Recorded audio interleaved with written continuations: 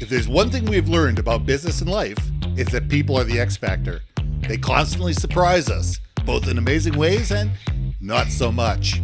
We're Ben and Syya, and welcome to the Gnaw on This Business Bites podcast. This show is all about real life things we all deal with every day, how they relate to business, and how to make some sense out of our daily chaos. Welcome to the show.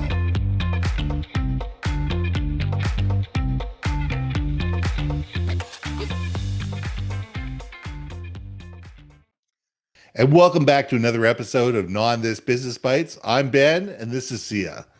So what I want to talk to you guys about today is the power of vulnerability, both in business and in life. How we communicate. How we sit there and say, you know what? I'm not sure. I don't know. I was wrong. Your opinion has validity. You know what? That's interesting. Can you tell me more? We need to get beyond the fact that we know everything, that we, are insightful about everything, that we have perfect knowledge on everything, because we don't. It's impossible today. It is absolutely impossible today in business and in life to be an expert in everything. It's actually impossible to be an expert in anything today. The world is continually changing. The amount of content and the amount of communication, the amount of insights that are stacking up while we're doing this podcast, and we're only talking 15 or 20 minutes, is astounding. It's The astounding. amount of YouTubes on a particular topic, the amount of social media posts, the amount of literature that's being created, the amount of articles that are being produced, podcasts, whatever, is just astounding. And trying to keep up and trying to be at the bleeding edge of any particular subject is becoming more and more challenging. And I think that in today's world, everything has to come with a caveat. This is what I believe, but I may be wrong. And the I may be wrong may not be said, but it needs to be implied. Or I may, Mm. you know what? There might be a different way of looking at this. So, Syya, let's know on this. No one wants to be thought of as vulnerable. No one ever wants to expose their belly or expose their neck, right? Or double chin for Hmm. that matter. But, I think, especially right now, I think, especially at our age group, where we are, if boomers ever really officially retire, damn it, but they're starting to retire now, right? We are the retirement group now, right? In a lot of ways, the elders of our generation are. And I think as we age out, our fear of looking weak is hopefully not being carried on into the Gen Zs who are now Hmm. very heavily into the workforce. And it feels like it's almost like opposite pendulum swinging. And I'm going to make a very generalized statement here. We've gone from like the boomer older Gen X where it's like we never show, you never let them see you sweat Hmm. mentality, right? You don't know what it is, figure it out, and you're just going to stay up all night and figure it out, right? Whereas I think the younger Gen X, older millennials, is that bridge where it's like, wait, I have tools available to me. I can go online, or I'm more accepting of getting outside help, right? And then you get the Gen Zs who are opposite end, which is I'm helpless, I don't know what I'm doing, and you're like, figure it out. So there's overly vulnerable in the context of I don't mind saying I don't know something, but I'm not doing anything about it. And then there's the opposite, which is I'm never vulnerable and I won't say anything about it. And they're both Right. suffering at the same end. You know what I'm saying? So, it just, I'm chuckling along at that because I am leaning towards a never let him see you sweat mentality. But I'm also realizing how much it hurt me in the long run. So if anyone that's listening that's maybe, in your career, doesn't matter if you're starting out or you're senior and tenured, it's okay to be like, I think I've lost my bearings. And Right. there's nothing wrong if you admit that to someone. And I don't know why I still struggle saying that. I've lost my bearings, right? But it's amazing the times I have said it. What a freaking A, weight off your shoulder, Hmm. just to get it off, just to verbalize it, or even write it out. And then for the people you're interacting with, how they receive it. A lot of times they're very receptive. Hmm. That they're like, oh my gosh, I'm glad you felt that way, you know? Or, hey, I'm glad that you're addressing it because I was feeling a certain way. And I think that opens the door for communication. I believe that it enhances relationships because not all relationships are perfect. Most And relationships aren't. most relationships are probably toxic if you don't talk to each other. It is like I'm not the most communicative person when it comes to like things that bother me. I'm the kind that's like I'll just sweep it underneath the rug or I'll just like deal with it and move on because I don't want to deal with it. Or in my Right. brain, I so low prioritize this issue that I sweep it under the rug and not realizing it's building up this big old dirt mole, mound underneath your rug, right? So yeah, I cannot express it more, and I say it to my nieces and nephews all the time: admit if you need help, ask for help. It's okay, because no one's ever gonna look at you and be like, yeah, you're asking for help. Look at you. No one ever does that. But on the other hand, you and I are of the same vintage. And Best for vintage ever. years, exactly, for years and years and years, when I was leading teams, didn't matter who you were, where you came, why you came into my office. If you had a problem, you had to come in with two solutions, and we had to talk about it. Because my attitude is, if you just come in and go help, then I become the problem solver.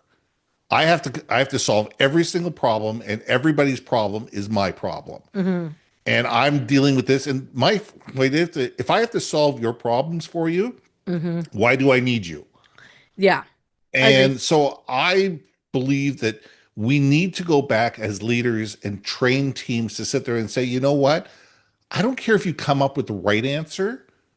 I want you to come up with answers that think about the customer, that think about the company, think about the problem, and sit there and say, I think we should do this, but I'm not sure.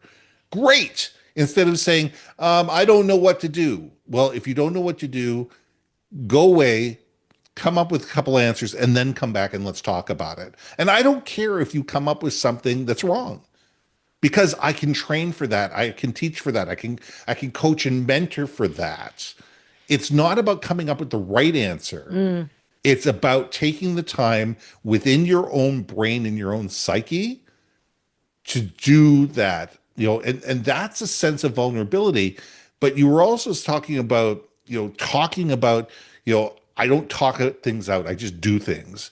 On the opposite side of things, you have a generation right now that over communicates and needs to be Uh, over communicated to.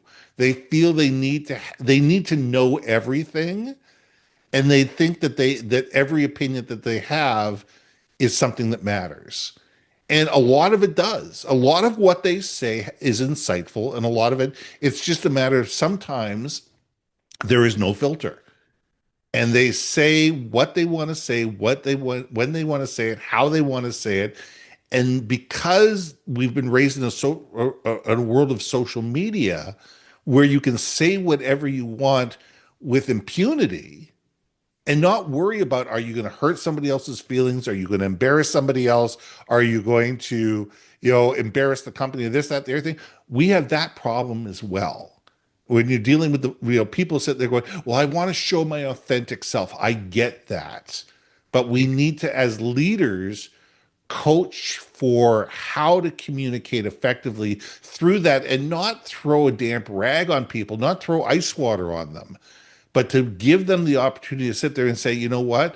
Sometimes you use your inside voice. And sometimes the conversation needs to happen between two people and not 20. I hear what you're saying. I think it's interesting that we're talking about these individuals who are typically newer in their careers, And we were all there and we did And it we've all too. been there. And yeah, and I think it, like we've argued this before. I think it's cyclical. I mean, Yes, we're absolutely. we're finding our way in life. We're finding our own voices. I mean, it is. Hmm.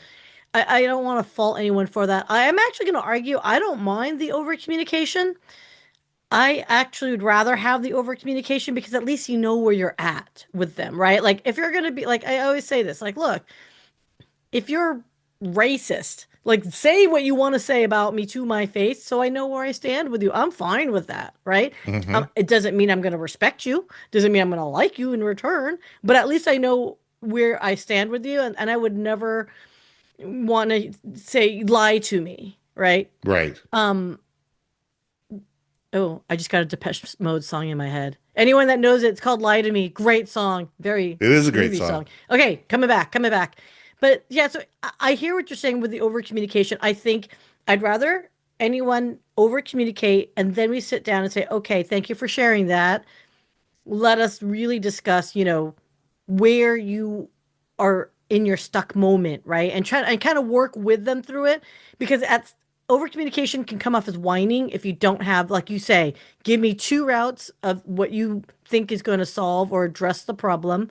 It doesn't have to be right. And I think saying that is huge too. Like being vulnerable and exposing what you know or don't know, also understanding that it's not a question of a right or wrong. And I think that needs to be spoken way more often because, man, you're making me think of my time when I was in sales.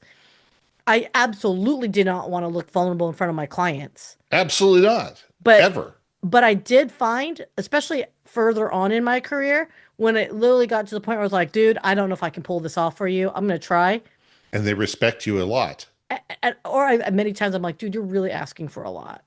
I'm just Hmm. going to tell you right now. And if you give that honest feedback and vulnerability of like, look, I feel very exposed right now. If you want to work with me to help you get, solve your business challenge, I need you to work with me on this. But I Hmm. can't do it because I'm XYZ, and being and sharing the information of like, hey, look, I'm telling you right now, product marketing or product management is really pushing back this one particular feature you really, really want. I don't think we can do it. And that's a moment of vulnerability in a sales cycle, a sales process that you were like, that can kill my deal.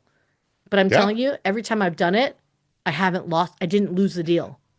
That's the No, crazy because part. you're being honest with people and you're sitting there and say, look, we can do this, but we can't do this. Or how about we modify this in such a way that it's a win-win for everybody?